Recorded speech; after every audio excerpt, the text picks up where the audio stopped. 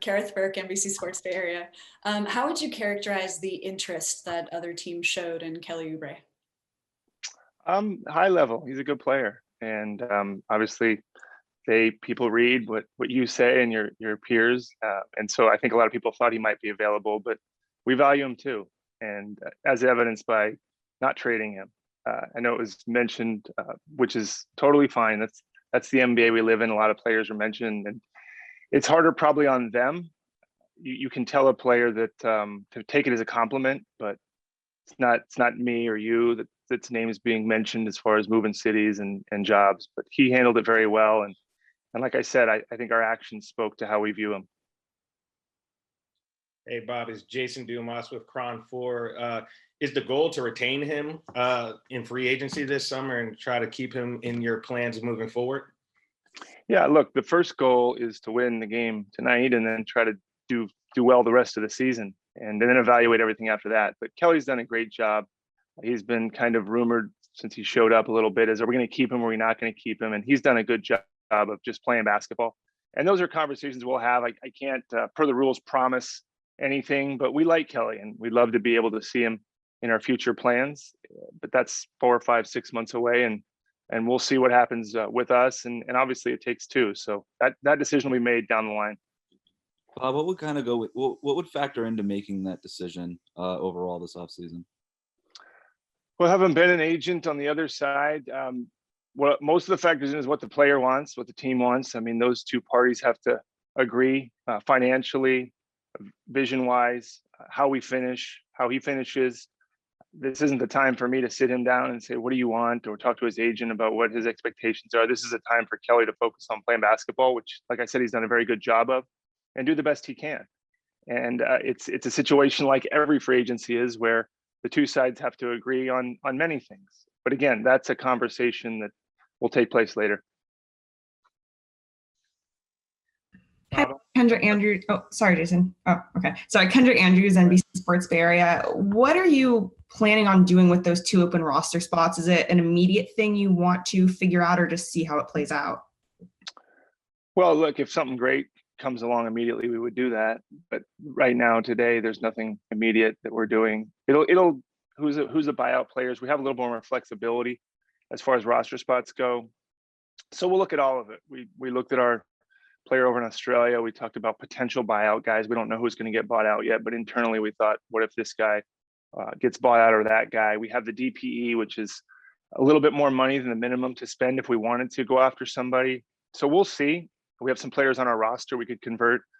And like I said, it's been over just about 24 hours since the deadline passed, but we will look at those things and make a decision, I think, in the next week or so. Bob, how realistic of a possibility is it bringing Jessup over from Australia this season? Yeah, I don't know, Connor. We talked about that a little bit yesterday. Again, a lot of things would have to align, and not having talked to him or his agent personally, needing to know what they want, and also considering his development. He's going to continue to develop better there or here, and it's a question, and it's something you put up on the whiteboard, and everybody gets a say in it. But clearly, his representation, he would, and then you make the best call. But it's one of the things we're looking at. It's not the only thing. It's one of many things, and we'll get clarity on that, like I said, in the next couple of weeks. What would be the benefit of potentially calling up Juan or Nico to the 15-man roster, considering that you guys don't really have those limitations on their contracts anymore?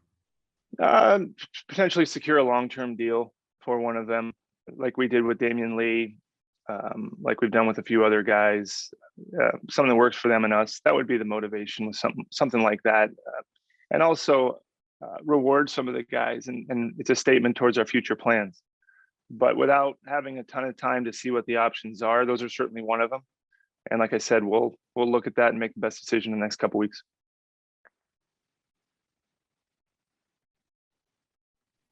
Bob, I know the plan is always to get better, but heading into the trade deadline, was there any specific vision you guys had? Like, hey, we want to get better this year and try to make a push, or hey, we want to make a move so we can position ourselves this summer to make a splash? Was there like a specific vision that you guys had going into the deadline?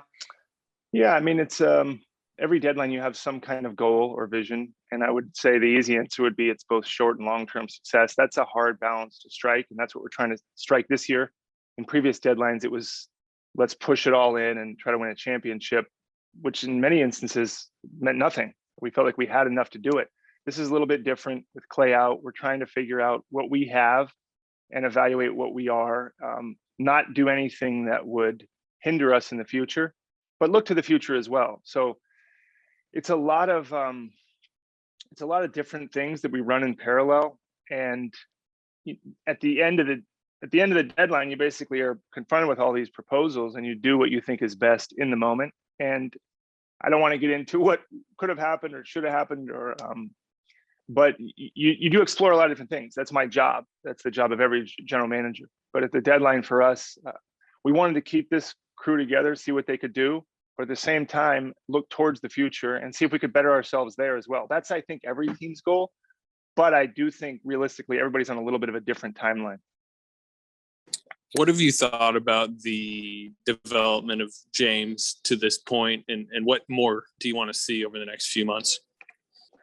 Yeah, Anthony, I can't see you, but I hear your voice. I think, when you think about James, having kind of been around some young players here with a young Clay, a young Draymond, I try to refer back to kind of everybody's evolution to what they've become. And the thing I kind of, and on the agent side, watching some pretty great young players, high picks, even picks that weren't high, become this great version of themselves. The thing I do, which you're entitled to, everybody's entitled to evaluate however they want. I believe that someone said to me that played in the NBA, everybody has to run their own race. And I fall back on that. And that means starts and stops. That means ups and downs, especially as a rookie. And so, there's a lot of things I like, Anthony, a lot of things that I've seen that I really like. There's some things he clearly needs to work on. There's some things that we can do to help him. There's some things he can do to help himself. And that's the partnership that you have with a player like that. It's their buy-in, it's our commitment, it's all of the above. And then it culminates. And when it culminates is different for everybody. So we all want it now. I want it now. I'm sure James wants it now. Very few players get it right away. Some get it right away, and that's kind of their ceiling. So we'll see. And like I've said before, when asked about him, and even when he was drafted, it's going to be a road, and he's going to have to be an active participant in it. And the good news is he is. He loves basketball. He cares. You can see it in his body language. He's got to learn how much to care and how to kind of move past some of the mistakes. But he's a really wonderful kid. He wants it. And that's what you bank on with someone like that, with that kind of raw talent, that they'll put the work in. And he does put the work in, and eventually that reveals itself consistently. The progression for him, Anthony, will be consistent success. That's the mark of a really, really good player. And that's what he's striving for, and we're striving for him. How difficult are you guys finding an organizationally in this kind of in-between period, maybe trying to fuse two eras, you could say? Obviously, you have the superstar age 33 and James at 19. And how tough a balance is that? Yeah, well, it's tough, but it's for those of you that covered us long. I mean, we had a little, when Mark was here earlier, it was a young Clay, it was a young, watching him make mistakes, and he's a wonderful player. And we joked the other day, some of us that were here, about his progress to becoming what he became. And it's hard, but it's the NBA. And I don't think anybody's going to have any empathy for myself or the Warriors as far as the talent and personnel we've had and the success we've had. So it's a challenge, but it's no different than the challenge many teams face. And we have to meet that head on. And I honestly think the biggest challenge is, and I don't know how to say this without, I guess it would sound like an excuse. It's not an excuse. The biggest challenge would be Clay's absence. Doesn't matter. And I'm not going to harp on that because it doesn't matter.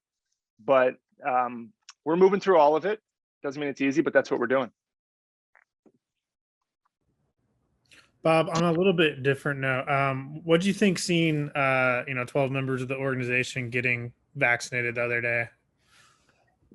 Look, it's per the CDC and state guidelines, and so I'm not going to stand in the way of anything like that. And it's an individual choice, and a lot of people are a lot of our players were wanting to get vaccinated. They're clearly out and about in the world in their own way, maybe more than others, and everybody has their own personal beliefs. But they, like I said, they followed all the appropriate guidelines, and again, that's their individual choice.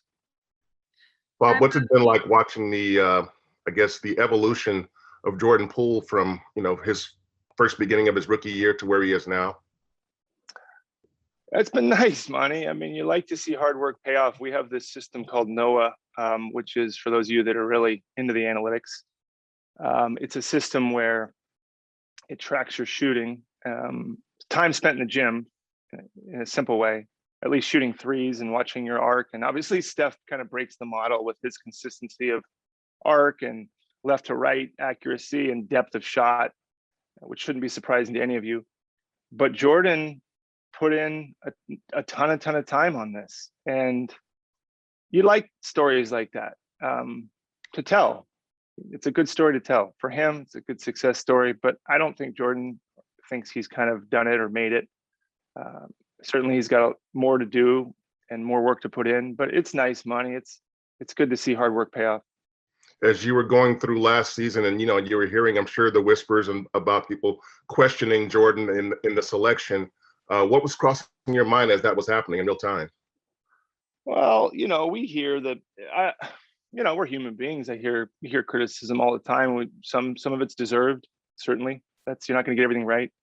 But I guess we have a little bit deeper lens. It's not fair to expect you or anybody to know how much a guy's working or know how close he is. You don't, especially this year, you don't get to watch practice. Even with a guy like James, harder for you to know. Usually you're at the end of practice watching a guy work out and watching a guy like James make 10, 15 threes in a row. And that might give you a little more information than you normally would have. Same with Jordan. You might watch him and you watch basketball, you've been around the game, and you might say, wow, he's getting better. You don't have the lens that we have. Doesn't mean it's always going to happen when we want it to happen, but we do see the work. Just like anybody you work with, you see a young person put in the time, and you alone know that. So for us, it's nice. But yeah, I mean, we want to do well. We want to pick the right guys. We want to see them succeed. I would say what's changed is their patience level, even for us. It's not just us. It's society. It's our fans. It's pretty want it now deal, which is what I think it's more of a pressure on the players than us, Monty. They hear it, and they hear that they're being graded, or we're a little older. We've been through kind of maybe the praise and the criticism, but I can't imagine being 20, 21, being told one day I'm great and one day I'm not, and one day I'm a bust, and one day I'm the next best thing. That might be hard to process. A little bit like day trading. That's what I call it. It's kind of day trading. Whereas I got to sit back and you kind of buy a stock and you just watch it and you hope it's a value or growth. And that's what you do.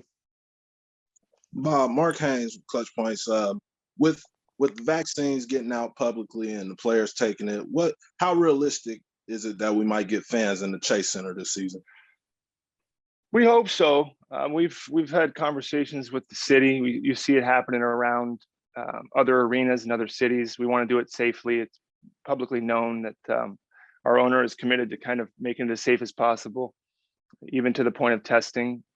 But we have to follow those guidelines, and the city knows our position, and they have to do what they think is best too. But we hope in the near future, or at least by the end of the season, we have some plan to get fans in. I can't tell you enough how much, especially for us having the fans we have, how much we miss their just energy, and how much, if you're a fan, or if you ever didn't know your value, or if we ever didn't appreciate it, I can tell you from the players, most importantly, the players on down through every organization, we're starving for fans. I would even take getting booed, I suppose, from a fan. It's not what you want, but it's you want that passion, you want that energy, and we miss it. Can we go back to Clay for a moment? Because when we talked to Clay, he said, I want to be ready on opening day. That might not be the case. 35 minutes a night might not be the case right away. Right. As you make decisions for next season, what do you think are the realistic expectations for Clay? Kareth, I think we have to find out what they are. I don't know. He's still got to get back on the court and start going. You see, everybody has a different race to run as far as their Achilles or any injury recovery. But he has a focus that I have never seen before. He's got a purpose, and he's attacking the rehab. And, you know, I was even looking at the other day when I don't know who, Monty or somebody reported his holding Draymond accountable a few weeks ago. We need that leadership, right? We need him on the court, and we need him in the locker room. Steph, Clay, and Draymond, those are our leaders. Those are our voices. There are leaders on the court, obviously, but there are leaders off the court. When you're not playing, it's hard to step into that role. So we need his presence.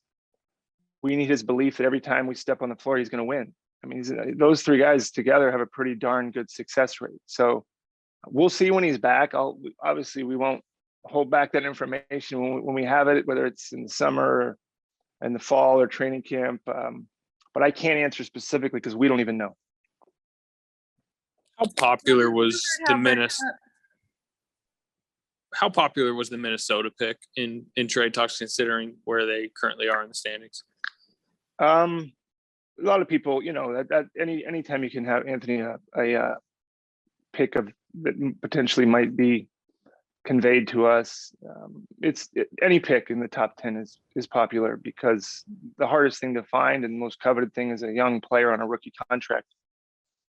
Prior to getting, you know, the big max contracts that many of these guys get. So that was asked about quite often, and I think in the way it was asked, you see the value of it. So yeah, like you would probably expect. How committed are you to basically keeping that pick, no matter what, or are you open to moving it for the right move? You know, you got to be open to anything, but it would take a lot to part with something like that. And you know, you don't ever say never. We don't even know if we'll get it. I guess we'll find out with the lottery whenever that date is set. So yeah, I mean, it has value in a trade. It has value by itself, but until you and I and everybody will know a ton more when we know what it is, or if we get it. Hi, Bob. Nice to see you. How are you? Good. How are you? Good. Any word how Draymond feels this morning? I guess this early afternoon, and do you think that? Do you have any indication that was related to the vaccine? Yeah, I don't know. Maybe. I don't want to answer for him. I'm sure he'll answer that question for you. I think he's feeling better, but I haven't talked to him yet today. Everybody came in to test this morning, and I didn't see him. I was talking to our coach, and so I haven't heard.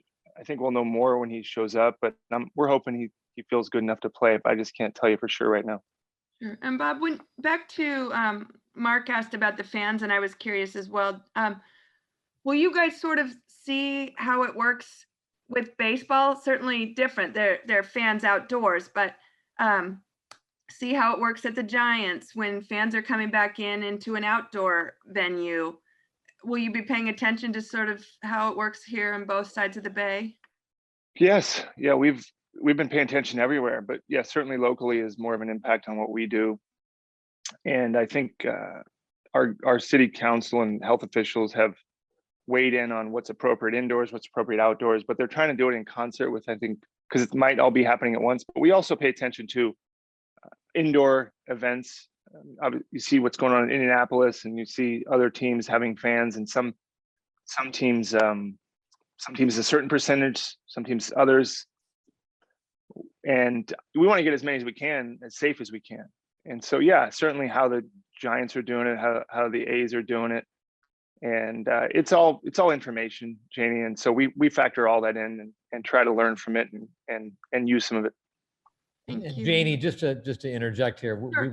we hope to have some guidelines from the state at some point in the next several days or week or so, in terms of what you saw. They put out guidelines for outdoor venues. We're hoping to get indoor venues at some point from the state, say maybe the next week or so.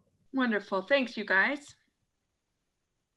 Hey, Bob, as a GM, I mean, obviously you have a different point of view on this, but you know, you have a coach, and coaches, for job security reasons, they want to win games.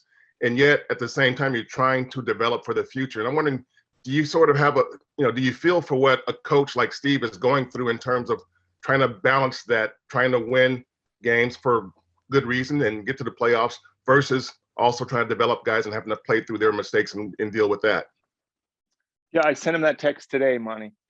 Hey, I know that. I did. I said, this is tough, man. This is hard. But at the same breath, we both kind of chuckled that we've seen the other side of the coin too, with a roster that didn't need much. Obviously every roster needs refining, but one that stood alone pretty well. So we can't complain. But yeah, I mean, I'm not going to sit here and not have empathy for the balance he's trying to strike. It's not easy. It's a tough one. Everybody, I want to win too. I mean, it's not like we want to just see guys develop and not win. So yeah, it's a really good insight on your part and accurate. That I appreciate it. Sometimes there's not an easy answer for those questions, but we're not the first organization to try to figure this out. Not to diminish how difficult it is, which it is, but you look around some organizations where they're not throwing in the towel because they got too much talent, but recognizing the future requires growth from young players. And to say that's easy isn't fair, isn't accurate. It's a challenge. But again, so is not having any players or having some great players and trying to figure that out too. How have you seen Steph handle that tightrope along those same lines? A year in his prime, trying to get traction in the win column, but what's Steph's understanding of the developmental side as well? Yeah, Steph has seen. It's interesting. I mean, I think we all look at his recent history, but he has been through. Wasn't like he just walked in the NBA and everything was perfect for him individually, certainly team wise. So he's got a great grasp of an appreciation for what we were, what we are, what he went through with his own injuries and own path to success, and the own questioning of his ability, albeit at a different level. I mean, even at superstar status, there's pressure on a guy like that. There's pressure on him being a leader of a team when it's great, when it's in the middle, and when it's not so great. So, it's not something I put in him and take credit for. It's something that he has, and you just watch him walk around again. He was on the sidelines the other day when we were in Memphis, and he was kind of jumping up and down, and the TV went over to him and he was getting excited for Jordan. And I saw him and I said, gosh, I said, how come you can have so much fun? How do you bring that joy every day? And I always tell him that's such a unique skill to find such pleasure in your work. And he hasn't lost that, even amidst COVID or last year or this year. He has a great way of seeing the small picture and the big picture. Bob, I just wanted to circle back on something you touched on with Kelly, just for clarification's sake. A couple days ago, Steve said, we've talked to Kelly. He knows he's valued. He knows what the situation is here. And then last night, I think Anthony asked him, have you had any conversations with the Warriors about your future? And he said, no. So from the organization's perspective, have you talked to Kelly at all about what he's looking for and if he's looking to start or his representatives going into whatever may happen in the next few months here? I talked to his agent the other night in person. His dad comes to a lot of games. So I'm not going to bother Kelly about whether you're going to start next year or not in the middle of our season. But he knows. I mean, that's a better conversation for his representation to have when they want to have it. So we had that conversation privately. So he's informed. And like I said, his focus should be on playing basketball and winning games. And yeah, I like what he said last night. He should want to start. That's what you should want. Every player should want to start. I represented a lot of guys. I don't know that anybody, even Iguodala, when he was here, I think he probably liked it when Kerr said, hey, I'm going to start you in the finals. I'm sure he probably didn't say, well, I want to stay on the bench. But everybody figures it out as they move. Every team has a different roster. Every team has different personnel. We've had some great rosters where we probably could have had 6 or 7 starters. And that's a part of professionalism, but I have no problem with players wanting to start. Sure, Nico Mannion wants to start every game. That's good, so that's what we look for in players. Well, so I guess the follow-up there then is, do you think, or are you confident that you'll be able to re-sign him if he really wants to start and Clay's coming back? Who knows, Nick? I don't know. I don't know who's going to start. I don't know who's on the team. I mean, that's a good conversation to have in 4 or 5 months based on how we finish. But the good news is nobody has to answer that now. Shouldn't be answered now. We got a draft to go through.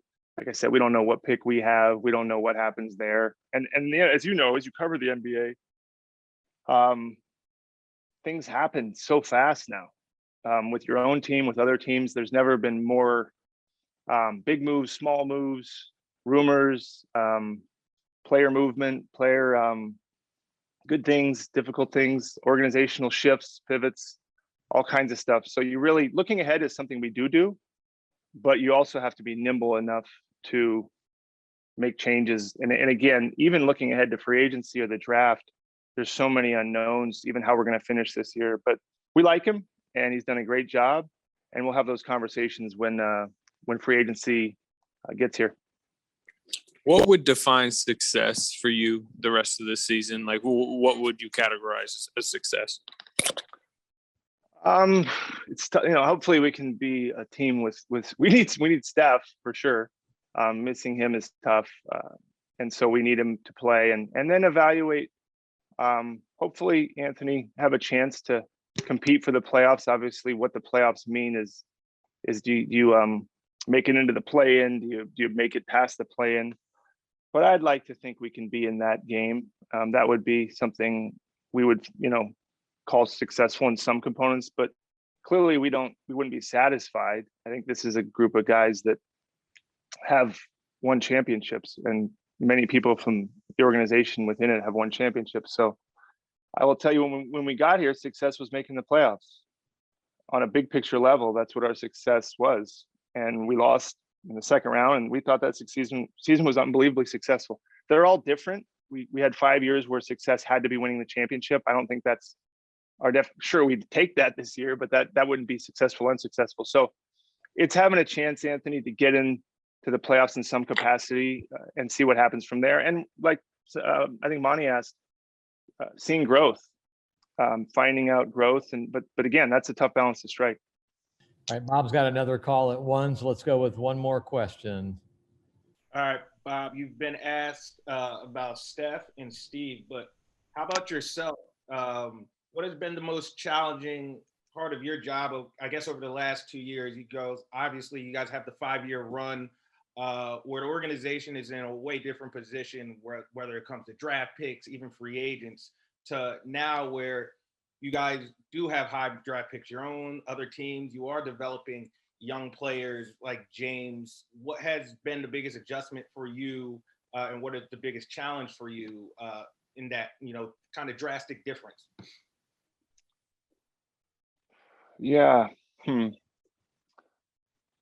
think the challenge always, Jason, is win or lose, is to maintain your culture, maintain the relationship with your players, your owner, your coach, your fans.